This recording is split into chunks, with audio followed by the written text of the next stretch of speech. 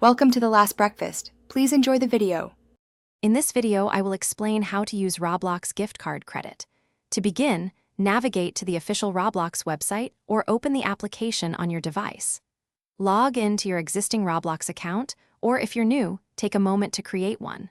Once logged in, locate the gift cards or redeem code section.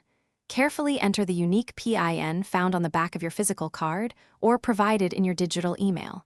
Confirm the redemption, and your credit will be instantly added to your account balance, ready for use.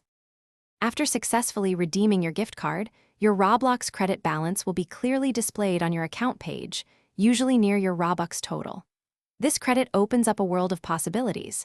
You can use it to purchase Robux, the primary virtual currency for all Roblox experiences. Additionally, your credit can fund a Roblox premium subscription, offering exclusive benefits.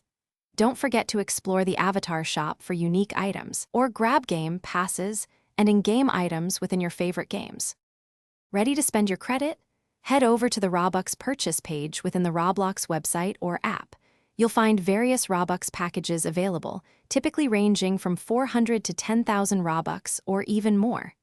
Select the amount you wish to buy, then choose Roblox credit as your preferred payment method.